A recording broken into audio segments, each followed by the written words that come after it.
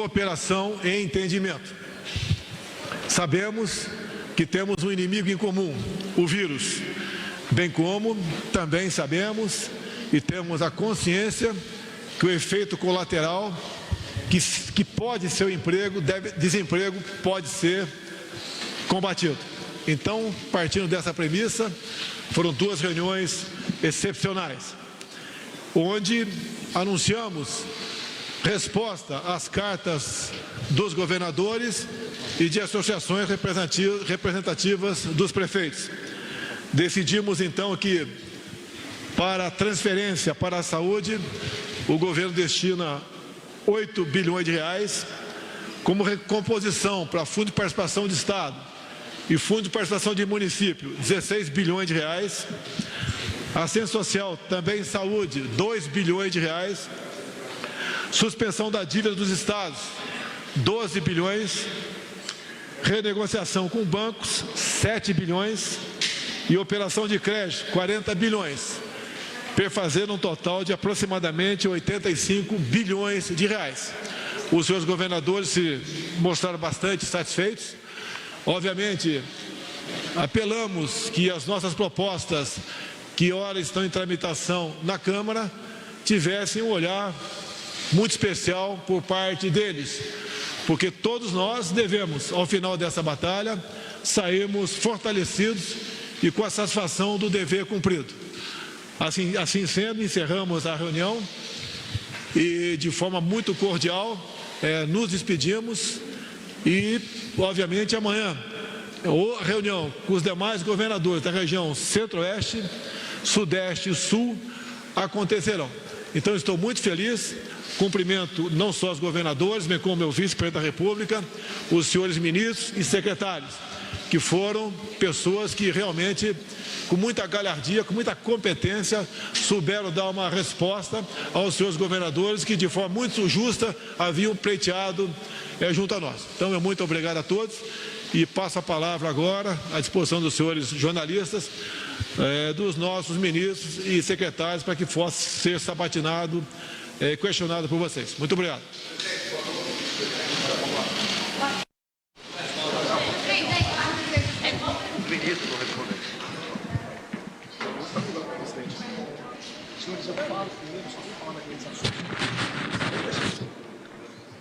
Vamos lá?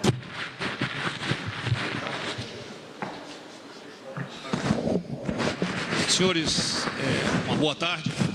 Os senhores já sabem que semana passada foi instalado aqui o Comitê de Crise. Eu queria deixar isso aí bem claro.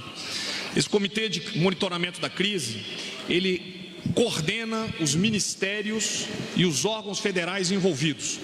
Hoje, por determinação do presidente, na Sala Suprema e no Salão Leste, nós instalamos o Comitê de Operações, que vai operacionalizar todas as ações e agilizar as ações adotadas pelo governo federal.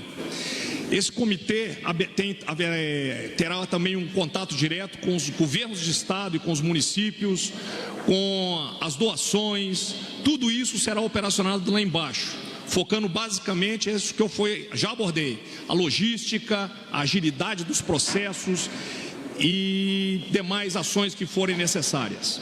Então o comitê ele trabalhará 24/7 e deverá estar operacional,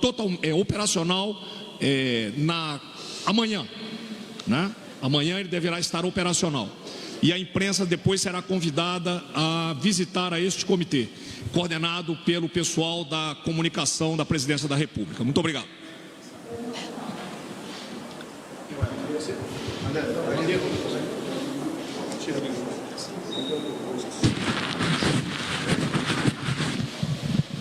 Está vendo como todo mundo é essencial em saúde nesses momentos?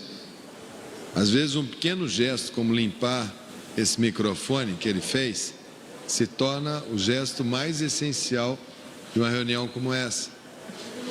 Então, quando a gente tem situações de saúde em que as pessoas perguntam o que é essencial, dependendo do momento, tudo é essencial.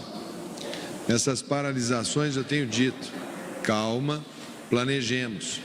Há lugares que pararam tanto que não tinham mecânicos para consertar a manutenção do funcionamento de determinadas máquinas hospitalares, idas de insumo, necessidades prementes que temos no dia a dia de unidades de saúde, de unidades de manutenção de água, de esgoto, e é um contexto enorme. A vida não se resume a uma doença, a um vírus. O sistema de saúde continua funcionando, as pessoas continuam tendo apendicite, continuam tendo problemas cardíacos, continuam precisando dar acesso a essas doenças crônicas para poderem manter os seus equilíbrios dos seus organismos. Nós temos conversado com os secretários, temos conversado com todos, é importante essa conscientização nacional e nós vamos gradativamente medindo o impacto dessas ações. Nós precisamos ter muita inteligência, muito equilíbrio, muito bom senso, para que possamos atravessar isso com menos estresse, com menos capacidade de intervir no dia a dia das pessoas. Nós estamos estudando, estamos vendo, a cada hora a gente tem mais informação sobre o comportamento do vírus no mundo ocidental, no mundo de hemisfério sul. Nós estamos monitorando muito de perto São Paulo, que é a nossa maior cidade, que tem o maior número de casos, que está agora testando qual é o tempo de permanência, qual é o efeito do medicamento, que é incipiente. O Ministério da Saúde hoje já começa a padronizar, porque enquanto pesquisa é uma coisa, mas o uso começa a ser mais comum, então se é mais comum a gente tem que ter, é uma perspectiva sim.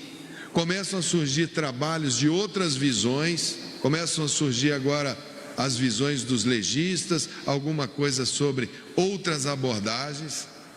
A ciência vai seguindo o seu passo, vai seguindo o seu ritmo. O SUS já começa a alargar o seu sistema de saúde. O nosso esforço de produção de equipamentos de proteção individual e de ventiladores vai crescendo. A gente já consegue hoje falar em 300, 400 respiradores por semana, só na produção nossa interna para o SUS. Então já estamos aumentando isso para 3.000, 4.000 por mês, o que dá fôlego para a gente acompanhar com autossuficiência. Já surgem outras alternativas de soluções que foram testadas na Itália, de um respirador você fazer a duplagem da saída e um respirador atender 2, que é possível com filtros, tem o pessoal cuidando disso. Enfim, as soluções vão aparecendo, nós vamos medindo, vamos sabendo melhor o comportamento, respeitamos as medidas que foram tomadas, mas vamos interpretando junto com todos, porque em saúde a primeira qualidade de um cirurgião é ser calmo, frio, gelado, olhar, analisar para tomar as melhores medidas. Não adianta ser mais agressivo do que a condição que trouxe o paciente até nós. Isso foi dito por Hipócrates, que era o pai da medicina. Nós vamos seguindo, vamos vendo. Eu não tenho os números hoje, daqui a pouco vou lá no Ministério da Saúde para saber o boletim epidemiológico. Aqui foi um diálogo com governadores de estado, da região Nordeste, da região Norte, quase toda a pauta em cima de insumos, chegada de insumos, que começam agora, a gente começa a abastecer, nada fora do nosso planejado. Sabíamos que chegaríamos 30 dias após o primeiro caso, teríamos a pressão, sabíamos que o mundo estava procurando comprar os EPIs, compramos o que deu, estamos fazendo o nosso estoque regulador. Devemos padronizar soluções nossas, brasileiras, para enfrentamento da crise. Temos criatividade, temos indústria, temos soluções, temos parcerias, temos iniciativa privada forte, temos universidades boas, temos cientistas bons, temos uma força de trabalho aguerrida, temos uma força de trabalho muito jovem, diferente de outros países europeus, que tem a faixa etária mais idosa do mundo de trabalhador de saúde. Então nós temos muitos pontos que nos são muito desafiadores, mas temos também muitas qualidades. Acho que o diálogo hoje com os governadores foi muito bom. Eu, na sequência, vou ter reunião com os secretários estaduais de saúde. Eles já vão conseguindo agora me informar melhor. A campanha de vacinação da influenza do Brasil pode ser um grande diferencial, porque nós vamos conseguir reduzir mais esse ano os casos de internação por H1N1, por influenza A, por influenza B. A adesão, segundo informações, está muito boa. Estamos conseguindo vacinar com ordem os nossos idosos, depois vamos para a segunda categoria, terceira, quarta, até concluirmos, e vamos lutar uma boa luta. Acho que o presidente hoje, Bolsonaro, literalmente acalmou toda aquela região, alinhou todos nós, colocamos uma visão muito clara dos próximos acontecimentos, lidera a condução desse processo. Todos nós, ministros, estamos muito à vontade de trocarmos as nossas impressões e termos um olhar não só de saúde, um olhar, um caleidoscópio de olhares, porque todos precisamos estar envolvidos. Hoje estava conversando sobre kits, o ministro Tarcísio já vai pegar uma parte da logística, da infraestrutura, como trazer, como aterrissar, como chegar rápido nos estados. O ministro Onyx, que vai, na sequência, colocar lá no Ministério da Cidadania, organizando toda uma parte de reforço proteico, o ministro Fernando ajudando extremamente na questão das fronteiras, diálogo constante com o pessoal da economia. Nós estamos indo bem, o clima organizacional nosso interno é bom, acho que todo mundo está sabendo muito bem o movimento e nós vamos dar os movimentos juntos e a sociedade vai estar sempre muito bem informada e com transparência nos atos, que é o que pediu o presidente. Acho que é isso. Deixo aí ao ministro Onyx a sequência das colocações. Bom, boa tarde a todos. É importante que a gente possa trazer pelo Ministério da Cidadania a nossa contribuição no que diz respeito principalmente àquela fase etária que tem maior risco, que são os idosos. Então nós estamos trabalhando hoje com o anúncio desses 2 bilhões que virão para o Ministério da Cidadania para o atendimento da assistência social.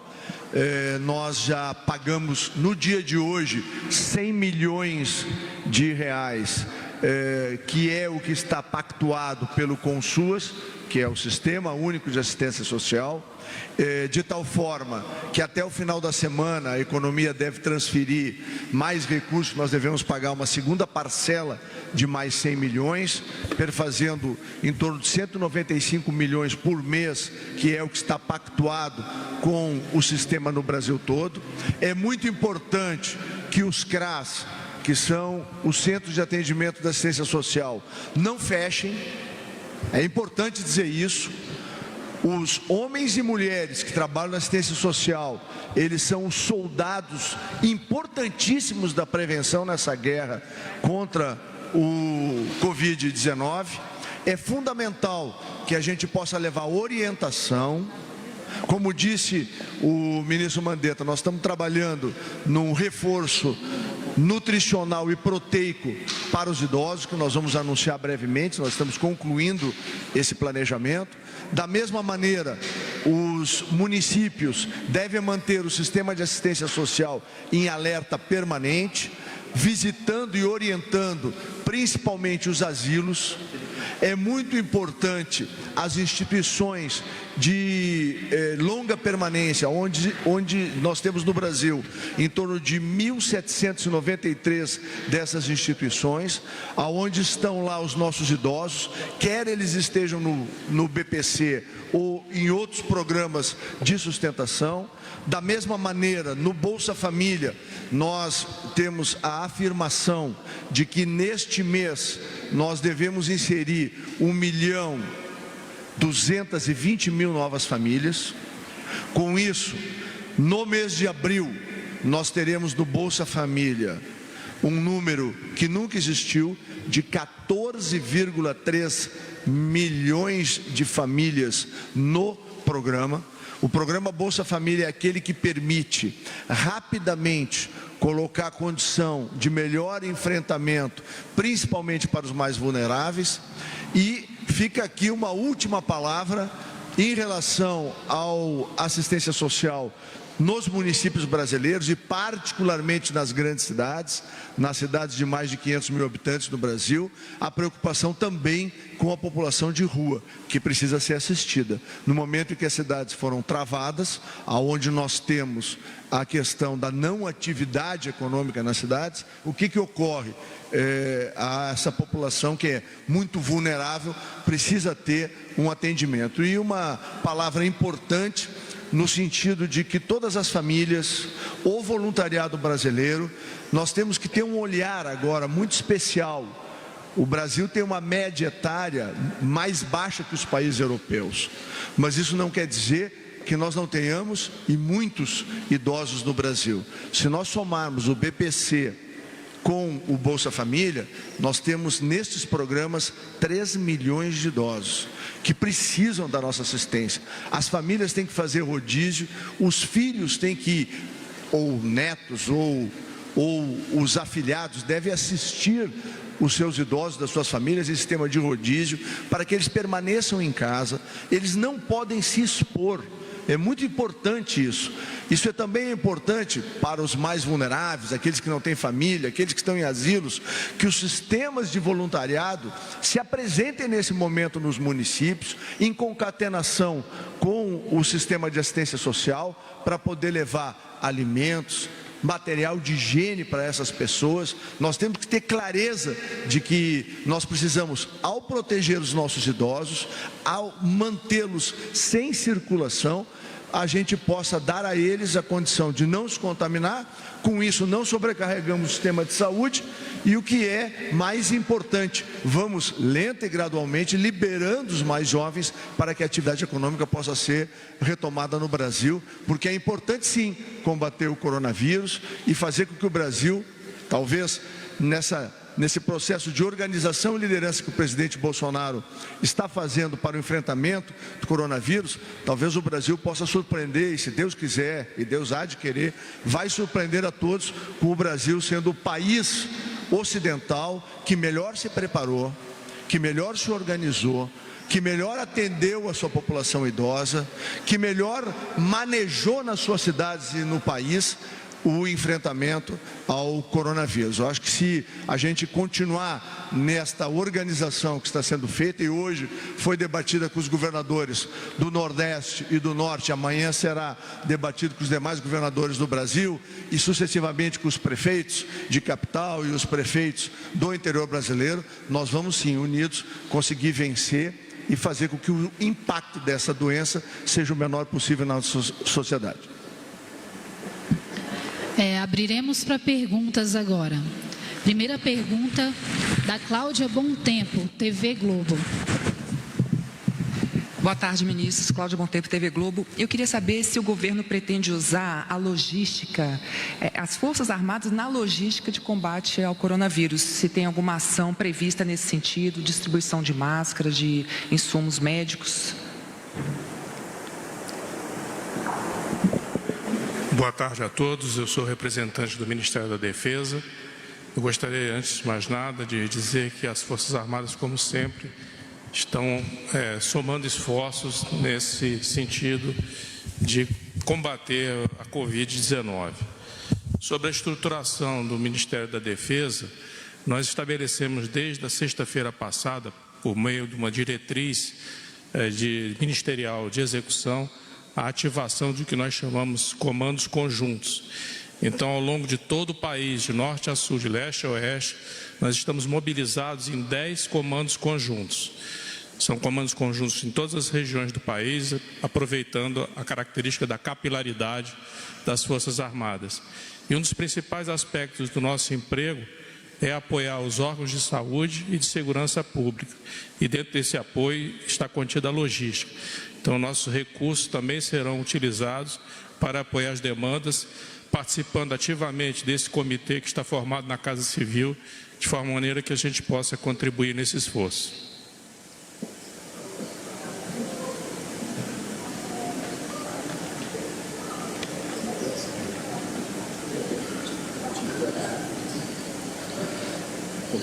Com licença. Desculpa. Obrigado. Bom, o presidente Bolsonaro comentou sobre o número de 85 bilhões de reais, na realidade um pouco mais. Eu gostaria de esclarecer algumas dessas medidas. Na realidade o número é um pouco maior, 88,2 bilhões de reais, e trazer aqui alguns detalhamentos dessas medidas. Certamente perguntas trarão, enriquecerão o que eu falarei agora. Foram 6 medidas anunciadas, medidas federativas para estados e municípios. Nós tivemos uma reunião hoje sob a coordenação do presidente Bolsonaro com 16 governadores, 7 governadores da região norte e antes 9 governadores da região nordeste. E essas medidas anunciadas, elas tiveram por base os próprios pleitos dos governadores e prefeitos. Nós analisamos cerca de 4 documentos que os governadores produziram, elencando as principais ações que os estados demandam, bem como 3 documentos das principais entidades municipalistas com os pleitos dos municípios. Tomamos então esses 7 documentos por base e listamos 6 principais ações que somam 88,2 bilhões de reais. A primeira ação se refere a uma transferência fundo a fundo. E o que isso significa? Significa uma transferência do Fundo Nacional de Saúde para cada um dos fundos dos 27 estados e DF e todos os fundos dos municípios. Nós temos quase 5.700 municípios. Essa ação, ela soma um total de 8 bilhões de reais. O pleito dos governadores era de uma ordem de 4 bilhões de reais em 4 meses, enquanto que o pleito dos prefeitos da ordem de 2,6 bilhões. Portanto, a soma dos pleitos de governadores e prefeitos nessa transferência direta, um auxílio financeiro feito um Fundo Nacional de Saúde da União para Fundo de Estados e Municípios, um valor de 6,2 bilhões, e o governo federal, de fato, por entender que é uma das medidas mais efetivas e mais diretas no combate às mazelas do coronavírus, voluntariamente se dispõe a transferir 8 bilhões de reais. Os critérios para essa medida serão desenhados em conjunto pelo Ministério da Saúde com o Ministério da Economia e Casa Civil, além de, quando necessário, da participação de outros ministérios. A segunda ação se refere a uma suspensão de dívidas dos estados e municípios com a União. Essa suspensão de dívidas soma um total de 12,6 bilhões de reais. Isso trará, em 6 meses, um perfil de melhor posicionamento fiscal e orçamentário dos estados e municípios e permitirá uma retomada mais gradual desse pagamento, em condições de melhores prazos e custos. A terceira medida se refere a também uma suspensão, uma renegociação de dívidas dos estados e municípios com os bancos públicos federais, BNDES, Banco do Brasil, Caixa Econômica Federal e também BNB e BASA, mas em particular os 3 primeiros. A monta, nesse caso, o valor total, é da ordem de 9,6 bilhões de reais. A quarta medida se refere ao que o ministro Onyx já apontou aqui, ao relacionado às SUAS, ao Sistema Único de Assistência Social, e soma 2 bilhões de reais. Cobre também uma das parcelas mais vulneráveis nesse momento de crise. A quinta medida se refere a um ponto importantíssimo. Nesse momento, onde o dinamismo econômico é menor, o Fundo de Participação dos Estados, o FPE, e o Fundo de Participação dos Municípios, que é o FPM, eles deverão apresentar uma retração. Nós entendemos que essa retração será de uma magnitude de 4 bilhões de reais por mês. Portanto, uma medida em 4 meses de 16 bilhões. Lembrando, FPE e FPM são recursos transferidos da União a partir da arrecadação com imposto de renda IPI para estados e municípios. Como esses impostos deverão ter uma menor arrecadação nesse período, a União complementará em 4 bilhões por mês, totalizando 16 bilhões, o FPE e o FPM. E a última medida é aquela que tem um volume financeiro maior, consta de 40 bilhões de reais e se refere a operações de crédito. 20 desses 40 bilhões se referem a uma securitização de dívidas já constituídas e que terão um perfil melhor, em um prazo de até 20 anos, sendo uma renegociação em parâmetros que levem a um menor custo comparado com o status atual. Os outros 20 bilhões são relacionados a medidas legislativas em tramitação, em particular um plano de equilíbrio fiscal, também conhecido como Plano Mansueto, por ser o secretário do Tesouro Nacional, que desenvolveu com a sua equipe esse plano de equilíbrio fiscal, e ele contempla para estados que não tenham hoje acesso a financiamento com garantia da União, uma possibilidade de um novo limite da ordem de 10 bilhões ano, portanto, somente em 2020 há um limite de até 10 bilhões de reais, com garantia da União, empréstimo com garantia da União, bem como uma reformatação também dentro do PLP 149, que está na Câmara dos Deputados, do regime de recuperação fiscal. Então, nós temos um total de 8 bilhões de transferência fundo a fundo, mais 12,6 de suspensão de dívida por 6 meses dos estados e da União, dívida deles com a União, mais 9,6 de uma renegociação de dívidas dos estados e municípios com os bancos federais, mais a complementação da ordem de 16 bilhões FPE e FPM, mais 2 bilhões associados ao sistema de assistência social, SUAS, e, por último, um conjunto de 40 bilhões de operações de crédito. Somam, então, um valor da ordem de 88,2 bilhões de reais em uma operação que traz, nesse momento de emergência e de calamidade, ações coordenadas pelo governo Bolsonaro, pelo governo federal, com os estados e municípios, atendendo a pleitos dos próprios governadores, seus secretários de Fazenda, prefeitos, seus secretários de Finanças municipais, e nós temos que essa consecução será feita de forma coordenada e teremos a necessidade do apoio dos governadores, dos prefeitos e de suas bases para que haja aprovação de medidas legislativas que estão em tramitação e de outras medidas que contemplarão esses pleitos.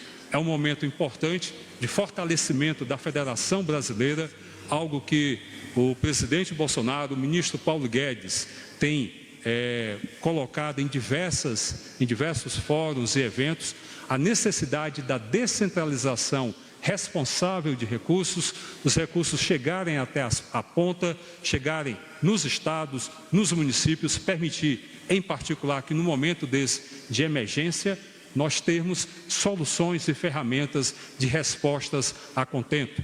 Então, são 88,2 bilhões de reais, onde o governo federal, coordenando esse processo em conjunto com governadores e prefeitos, trarão resposta à sociedade brasileira e, para tanto, nós precisaremos do apoio de aprovação de medidas legislativas de altíssima importância fiscal e também de questões de saúde e sanitária. Fico à disposição para dúvidas. Segunda pergunta, Jussara Soares, Estadão. Boa tarde. A gente foi convocado para uma coletiva que ia ter participação do presidente. Então, não sei para quem eu vou direcionar a pergunta, mas eu queria saber sobre a MP que foi publicada próximo da meia-noite, que agora, após muitas críticas, o presidente suspendeu o trecho que suspendia, revogou o trecho que suspendia o salário que dava às empresas para suspender os salários dos trabalhadores por 4 meses. Eu queria saber se o presidente sabia do conteúdo dessa MP quando ela foi publicada. Há pouco o ministro da Economia disse que houve um erro de redação. Eu queria saber, de fato, o que houve com essa MP. Obrigada. Pode ser qualquer um. Boa tarde a todos e todas. Eu agradeço a pergunta. Vamos lá, é uma medida provisória que foi editada, traz aí muitas regras trabalhistas, uma medida provisória moderna que ajuda nessa fase de crise e traz algumas possibilidades para que empregados e empregadores possam laborar no sentido da manutenção do emprego. A nossa ótica agora, aí numa fase como essa, tem que ser proteção da vida e, no segundo momento, também proteção das relações de emprego. E esse sempre é e sempre será o nosso objetivo. Essa medida provisória trouxe uma hipótese do que a gente chama de layoff, que é uma suspensão do contrato de trabalho para fins de qualificação. Essa hipótese já existe na Constituição Federal, já existe na CLT, na Consolidação das Leis do Trabalho, e ao existir na CLT nós trouxemos algumas flexibilizações. O que ocorreu com isso? É uma medida provisória que depende necessariamente de um complemento. Então, são grupos de medidas que nós estamos soltando. Essa primeira medida, ela trazia aspectos não orçamentários. O que eu quero dizer com isso? Medidas trabalhistas que alteram a CLT e que não dependiam de nenhum esforço do Estado. Tão logo fosse editada essa medida, haveria uma outra, que traria aí sim as possibilidades de ajuda por parte do Estado para com empregados e empregadores. E esse plano continua absolutamente de pé. Portanto, o que acontece é o seguinte: o presidente da República pediu que nós suspendêssemos esse artigo, porque houve uma má interpretação. Eu acho que o presidente da República está correto, e o motivo é muito simples: as pessoas estavam entendendo que não teria nenhuma contraprestação do empregador, e não é isso que estava no texto. A ideia do texto era muito clara: haveria uma contraprestação por parte do empregador, um acordo entre empregados e empregadores, para que, obviamente, o empregador pagasse os custos do empregado, sempre respeitando a Constituição Federal, que garante o salário mínimo para todos. No entanto, de fato, houve uma interpretação equivocada. Diante dessa interpretação equivocada e do descasamento das medidas que houve por conta de uma medida não ser orçamentária e a outra medida ser orçamentária, o presidente entendeu por bem uma revogação desse dispositivo, e que nós pensássemos na próxima MP orçamentária num novo dispositivo que aí sim já trouxesse as duas coisas em conjunto: a possibilidade de suspensão e também a contraprestação por parte do Estado. Não tem isso ainda. Pois não? Não tem isso ainda. Não, desculpa, eu só queria saber quando essa MP... Quando essa nova MP será apresentada? Se ela já tem um prazo, o presidente pediu celeridade nisso, enfim, essa é a minha dúvida. O presidente determinou celeridade nisso, já houve um comprometimento do ministro Paulo Guedes também, e um pedido expresso para nós. Todos nós estamos trabalhando nisso, como já estávamos, mas de fato há um descasamento. Toda medida que envolve custo e gasto depende de uma responsabilidade fiscal. E ainda que o motivo seja absolutamente louvável e nós estejamos trabalhando com a maior presteza possível, ela demora um pouco mais que as outras. Mas o presidente da República está absolutamente, pediu que nós trabalhássemos absolutamente com pressa, e nós soltaremos isso o quanto antes. Obviamente, estamos conversando com todos os atores e, enfim, burilando o texto, terminando, para que o presidente da República possa avaliar, e tão logo avalie, faça a publicação dessa medida provisória com as duas medidas casadas: a medida da CLT e a medida da ajuda por parte do Estado para com os empregados e também os empregadores, em prol da proteção do emprego. Terceira pergunta, Gustavo Maia, O Globo. Boa noite. Eu queria perguntar também ao presidente, mas ele não se encontra. Mas eu queria saber se o presidente afirmou ontem que brevemente o povo saberá que foi enganado por esses governadores na questão do coronavírus. Se isso ocorreu realmente, como é que é possível um bom diálogo, como ele citou aqui hoje? E aproveitar para perguntar também se vocês foram orientados por que não usar máscaras hoje, se usaram da última vez. O que é que mudou no protocolo?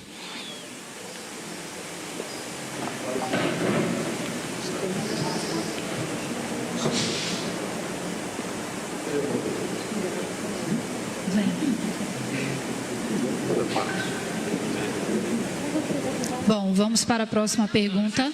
Desculpa. Então, para o secretário Valderi, a sua fala, o senhor falou que os governadores precisam ajudar também e que o governo tem que ter uma boa cooperação. Sobre isso que eu citei da fala do presidente, como é que o senhor acha que essa cooperação é possível se há esse atrito entre as duas partes? A solução trazida hoje pelo presidente, a coordenação, na realidade, pelo governo Bolsonaro, o próprio presidente, foi de um momento de um altíssimo simbolismo. O presidente conversando, dialogando, buscando soluções com os 9 governadores do Nordeste, em seguida com os 7 governadores da região Norte. As outras regiões também terão reuniões similares, a partir de pleitos dos próprios governadores, bem como de prefeitos, e as soluções apresentadas, elas são não somente de larga monta, nós estamos falando de 88,2 bilhões de reais, como também são de alta eficácia e efetividade. Elas se direcionam exatamente à parte da população mais vulnerável, mais carente e que será atendida. Então, é um fortalecimento da federação, tanto estrutural, porque estamos tratando das finanças dos estados e municípios, mas, em particular, são respostas, são 6 medidas que fortalecem nessa conjuntura, nessa emergência, aquilo que mais interessa no momento, que é o atendimento e provisão de serviços básicos. Dando um exemplo aqui, a cadeia de fornecedores para o segmento de saúde será atendida, será mantida. O governo federal traz, mesmo com o zelo fiscal que possui, nós temos nesse momento, a partir do reconhecimento do Congresso Nacional de um estado de calamidade pública, uma dispensa do atendimento de meta de primário que nos permite desenhar e implementar programas que trarão, nesse momento, as respostas que o país precisa. Portanto, é um momento de altíssimo simbolismo e efetividade. O presidente Bolsonaro, na conversa hoje com 16 governadores, os outros 11 governadores também terão fóruns semelhantes. Portanto, entendemos que é a Federação Brasileira caminhando na busca de soluções rápidas e efetivas para esse desafio do coronavírus. Está encerrada essa coletiva. Obrigada a todos.